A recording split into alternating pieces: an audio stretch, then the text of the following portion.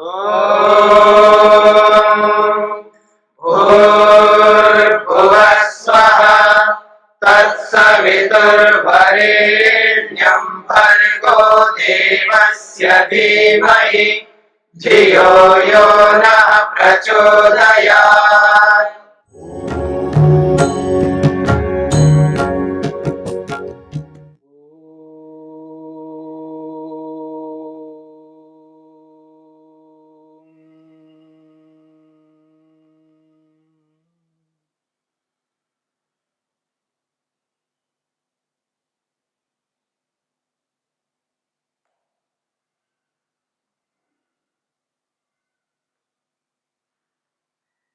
दृष्टानुश्रविक विषय वितृष्णस्य वशीकार संज्ञा वैराग्यम।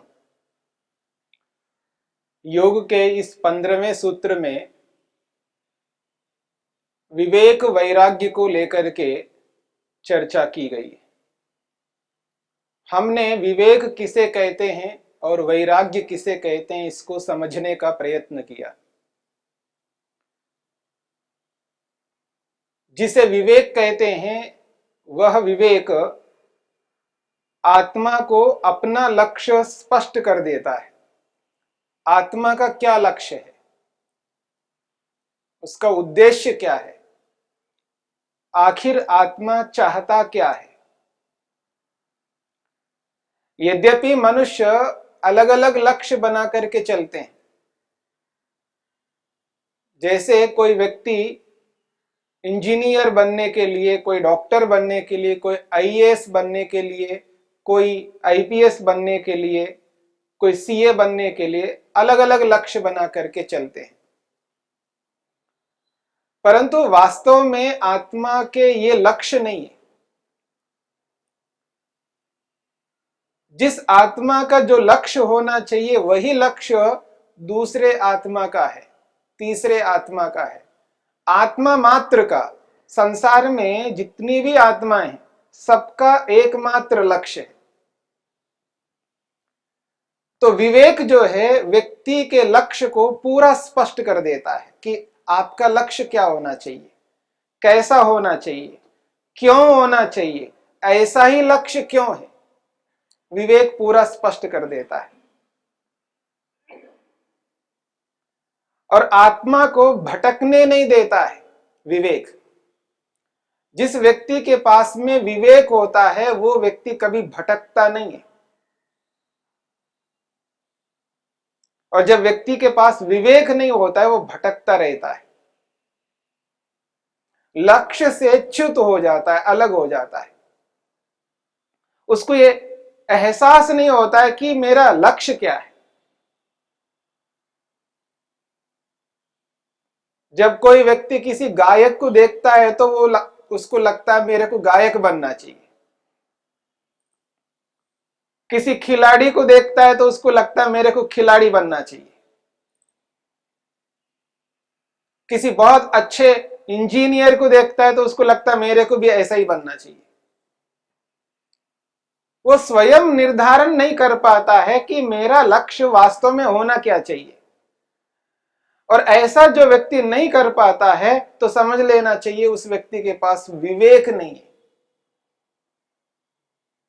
जब व्यक्ति को विवेक होता है तो वो अपने लक्ष्य का पूरा निर्धारण कर लेता है और उसको स्पष्ट होता है ये मेरा लक्ष्य यही है, बदल नहीं सकता।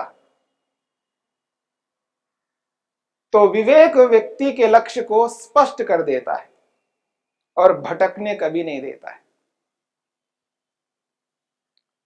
इस सूत्र में हमने 15वें सूत्र में विवेक को और वैराग्य को समझने का प्रयत्न किया। किसे विवेक कहते हैं, किसे वैराग्य कहते हैं। 16वां सूत्र है इसका अगला सूत्र। तत्परम पुरुष ख्यातेर गुण वैतृष्ण्यम। तत्परम पुरुष ख्याते है गुण वैतृष्ण्यम। अब इस सूत्र में एक और वैराग्य की चर्चा है। इस 16वें सूत्र में एक और वैराग्य की चर्चा है जो 15वें सूत्र में जिस वैराग्य की चर्चा की है उससे भिन्न वैराग्य है ये। यानी दो प्रकार के वैराग्य हो गए। 15वें सूत्र में जिस वैराग्य की चर्चा की है वो वैराग्य अलग है, और 16वें सूत्र में जिस वैराग्य की चर्चा की है वह वैराग्य अलग है। इसलिए कहा तत्परम। परम शब्द से उस वैराग्य को अलग कर दिया, पहले वाले वैराग्य को। तो वैराग्य दो प्रकार का हुआ। 16वें सूत्र में बताने योग्य जो वैराग्य है वो पर वैराग्य, परम कहा है। और इससे यह स्पष्ट हो जाता है, जब 16वें सूत्र के वैराग्य को पर शब्द से कहा है तो 15वें सूत्र में जिस वैराग्य की चर्चा की है वो अपर वैराग्य है। तो एक पर वैराग्य है, एक अपर वैराग्य है। पर वैराग्य का मतलब है उच्च वैराग्य, ऊंचा वैराग्य, बड़ा वैराग्य, विशेष वैराग्य।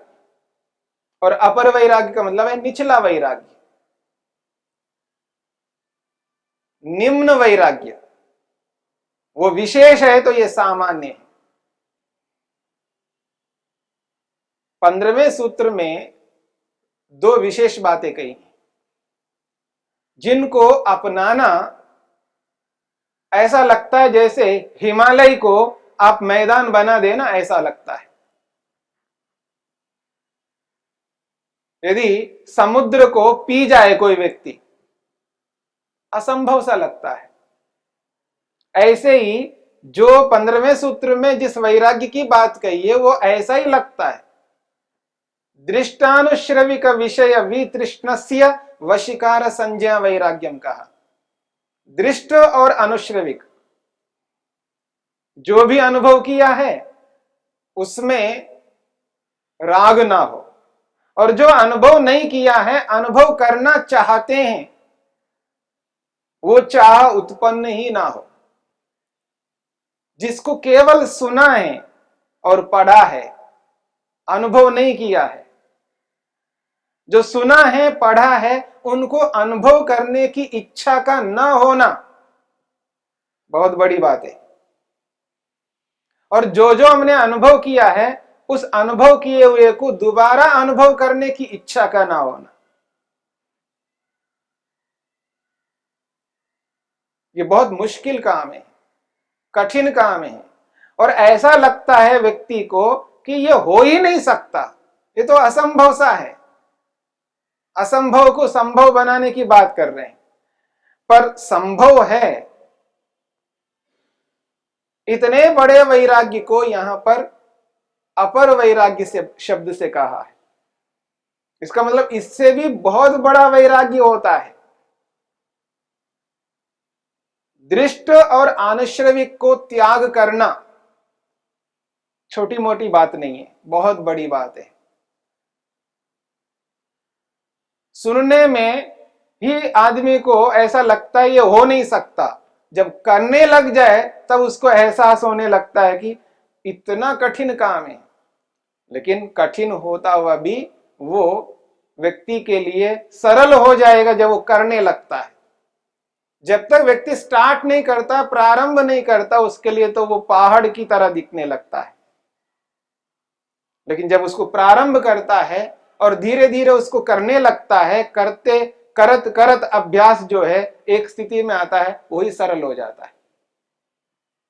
पर बहुत ऊंचा है, पर उसको भी निम्न बताया है। उससे ऊंचा वैराग्य एक और है, इसलिए उसको कहा तत्परम, वो बहुत ऊंचा है। पुरुष ख्याते है गुण वैतृष्ण्यम। अभी दोनों में अंतर समझने का प्रयत्न हमको करना है। जो अपर वैराग्य है, यानी दृष्ट और आनुश्रविक विषयों में तृष्णा का न रखना, लालसा का ना होना, राग का ना होना, जो भी हमने अनुभव किया है, कुछ भी अनुभव किया है, जैसा भी अनुभव किया है, उसको दोबारा अनुभव करने की इच्छा का ना होना। और जो सुना है पढ़ा है उनको भी अनुभव करने की इच्छा का ना होना। जब ऐसी स्थिति व्यक्ति के मन में आ जाती है, वो इच्छा मात्र को ही समाप्त कर देता है कि मेरे को ऐसी कोई इच्छा नहीं चाहिए। तब व्यक्ति को एकाग्रता की प्राप्ति होती है, जिसे एकाग्रता कहते हैं। दृष्ट और आनिश्रविक इन दोनों विषयों में तृष्णा को हटा देता है, तब उसको वो एकाग्रता मिलती है जिस एकाग्रता से समाधि लगती है, जिस एकाग्रता से साक्षात्कार होता है, जिस एकाग्रता से व्यक्ति दुखों से छूट जाता है। वो एकाग्रता दृष्ट और आनिश्रविक विषयों में तृष्णा को न रखने पर होती है। और जैसे ही एकाग्रता की प्राप्ति होती है तो व्यक्ति को सबसे पहले जो भी विषय सामने दिखाई देते हैं, चाहे वो रूप है, रस है, गंध है, स्पर्श है, शब्द है, कोई भी वस्तु जिसको आप सांसारिक वस्तु कहते हैं, उस वस्तु में उसको दुख जो दिखाई दे रहा था वो उसका साक्षात्कार कर लेता है, प्रत्यक्ष कर लेता है। यानी मैं ये कहूं, लड्डू में दुख है, अच्छा इसके अंदर दुख है क्या? हाँ दुख है, समझ में नहीं आएगा। लेकिन जिसको विवेक हो गया है, जिसको विवेक हो गया है, जिसको एकाग्रता की प्राप्ति हो गई है, वो सबसे पहले उस वस्तु में दुख का साक्षात्कार कर लेता है। जो जो दृष्ट विषय है, जिन जिन को उसने भोगा है, उन सब भोग्य पदार्थों में दुख को देख लेता है, यानी साक्षात्कार कर लेता है। एकाग्रता की प्राप्ति होते सबसे पहले संसार के पदार्थों में दुख है, उस दुख का साक्षात्कार कर लेता है, प्रत्यक्ष अनुभव करता है। जैसे एक सांसारिक व्यक्ति को लड्डू के अंदर सुख दिखाई देता है, जब उसको खाता है तो उसको सुख प्राप्त होता है, सुख का साक्षात्कार करता है व्यक्ति। जब आप यहां से जाएंगे, हलवा खाएंगे, तो आप केवल सुख ही लेंगे, केवल सुख लेंगे आप। लेकिन जिसको विवेक हुआ है, जिसको एकाग्रता की प्राप्ति हुई है, वो सुख का साक्षात्कार नहीं करता, उस सुख के साथ साथ दुख का भी साक्षात्कार करता है। और सामान्य व्यक्ति, सांसारिक व्यक्ति केवल सुख ही देख पाता है, केवल सुख का ही साक्षात्कार कर पाता है, जबकि उसको दुख भी मिल रहा है उसके साथ में, लेकिन उसकी अनुभूति नहीं करता है। वो जो अविद्या है, वो अविद्या उसको वैसा अनुभव नहीं करने देती है, इसलिए वो अंधेरे में रहता है। और ऐसा अंधेरे में रहना और सबसे अधिक दुखदाई है, हानिकारक है। किसी की स्किन, चमड़ी ऐसी है कि आग के साथ लगी हुई है, लेकिन उसको बोध नहीं हो रहा है। आपने कभी देखा हो, किसी किसी को एक रोग होता है, वो तवे के ऊपर हाथ भी रख देगा ना तो उसको समझ में नहीं आ रहा होता हो क्या रहा है, उसको स्पर्श ही नहीं होता है, स्पर्श का एहसास नहीं होता है उसको, और जल रहा होता है, हानि हो रही होती है, उसको पता नहीं लग रहा होता है। इस बात को समझने का प्रयत्न करना। देखो जी, एहसास तो हो नहीं रहा है, अनुभव तो हो नहीं रहा है, इससे क्या फर्क पड़ता है? और उसे फर्क पड़ता है, उसे अंतर आता है, उससे हानि हो रही है। और वैसी स्थिति में रहना कोई अच्छी बात नहीं है, जिसको कोई अनुभूति ही नहीं हो रही है। और आत्मा अनुभूति रहित रहना चाहे, यह हो नहीं सकता। आत्मा का मतलब ही आत्मा है, चेतन है। चेतन का अर्थ ही अनुभव करना है, और जिसमें अनुभव ही ना हो वो चेतन क्या हो? तो जड़ में और उसमें अंतर क्या है? पत्थर में और इस आत्मा में अंतर क्या हुआ है जिसको अनुभव नहीं हो रहा है? अनुभव के कारण ही वो आत्मा है। और वो अनुभव ही व्यक्ति को बहुत सुख देने वाला होता है। इसलिए जब सांसारिक व्यक्ति सांसारिक पदार्थों से सुख ले रहा होता है, वो दुख का अनुभव ही नहीं कर रहा होता है, जबकि उसके अंदर दुख होता है। पर विवेकी व्यक्ति, योगाभ्यासी व्यक्ति, साधक व्यक्ति, जिसको विवेक मिल गया है, वो व्यक्ति एकाग्रता से युक्त होता है, क्योंकि उसको अपर वैराग्य हुआ होता है। उसके कारण से सबसे पहले व्यक्ति संसार में जो जो पदार्थ हैं जिनसे सुख प्राप्त होने वाला है, उन सुखदायी पदार्थों में दुख का साक्षात्कार कर लेता है, दुख का दर्शन कर लेता है। और जैसे ही उन पदार्थों में दुख का दर्शन होता है, उनके प्रति आसक्ति जो है वो समाप्त हो जाती है। जो आसक्ति है उन वस्तुओं के प्रति, वो सारी की सारी आसक्ति समाप्त हो जाती है। और जैसे जैसे आसक्ति समाप्त होने लगती है, वैसे वैसे उसकी जो एकाग्रता है वो और उत्कृष्ट होने लगती है, और उच्च स्तर को प्राप्त होने लगता है व्यक्ति। और ज्यों ज्यों आसक्ति से रहित होता है, और त्यों त्यों उसकी एकाग्रता और बढ़ती जाती है।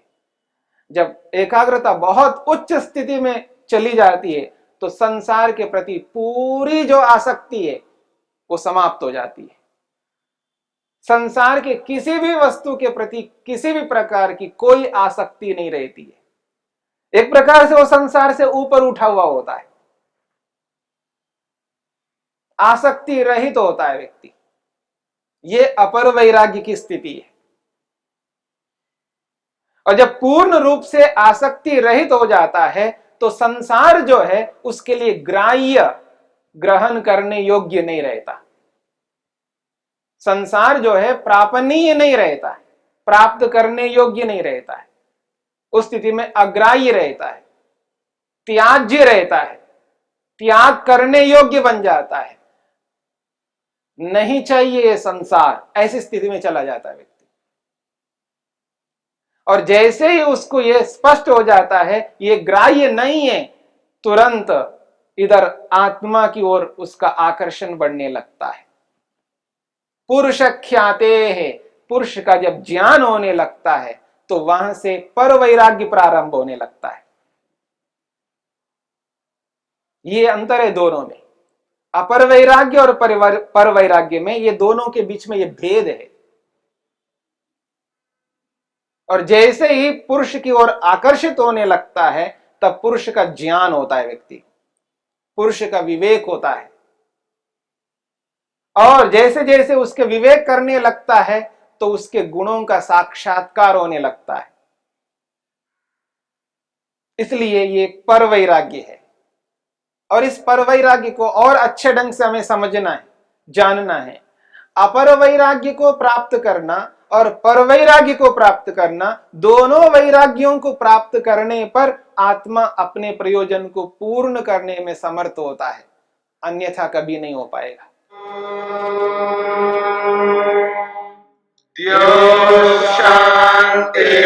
शांतिरंतरिक्षं शांति पृथिवी शांतिरापः शांतिरोषधयः शांति वनस्पतयः शांतिर्विश्वे देवाः शांतिर्ब्रह्म शांति सर्वं शांति शांतिरेव शांति क्षमा शांतिरेधि। ओम शांति शांति शांति।